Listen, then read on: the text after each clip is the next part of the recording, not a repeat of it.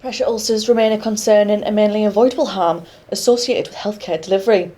That's according to an NHS report.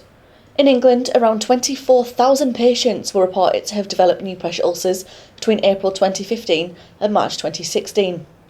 The Vale of York Clinical Commissioning Group have been working hard to deliver extensive training to their caregivers to prevent pressure ulcers. The programme is an NHS England-led programme. It's been around for a few years and we've implemented it in our care homes and our domiciliary care providers in Vale of York. It was set up because pressure ulcers remain a really big healthcare issue for patients and their families and the carers that look after them, and has been for some time.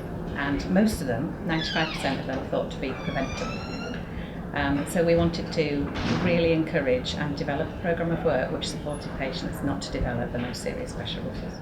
But what does the React to Red programme aim to do? Raise awareness with healthcare staff and carers so that they can react really quickly to the first sign of a pressure ulcer, which is often red skin, and that will stop it developing. It's not just about pressure ulcers, it's about the holistic care of patients, so we also talk to them about nutrition and hydration, for example. The dangers of pressure ulcers are very, very significant. I mean, they cost the healthcare economy millions and millions of pounds, but it's not just about the money, it's about the suffering of vulnerable people.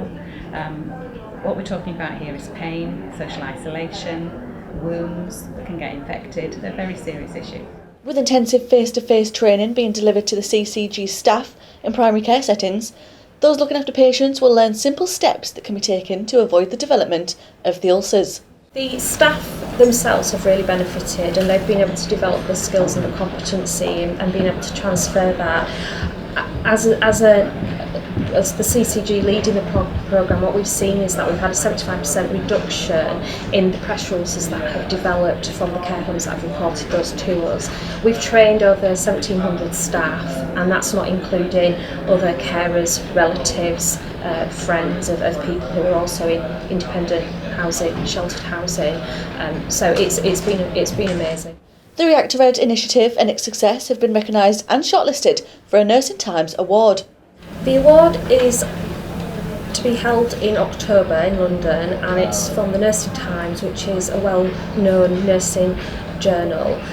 We've been nominated under the Care of the Older Persons category, and it's giving us the ability to share nationally the learning that we've found, not just implementing a project, but actually recognising all the carers and the residents who've done some amazing work to prevent pressure ulcers. Really proud for the staff that have been involved, and just for the outcomes, knowing that we have prevented pressure ulcers in residents and prevented that pain and hardship that they could have had. Treating pressure ulcers costs the NHS more than £3 million each day. And the Vale of York CCG are hoping the React to Red campaign will not only reduce those costs, but also ensure those within a care setting are not prone to pressure ulcers. Caroline Davies, That's TV.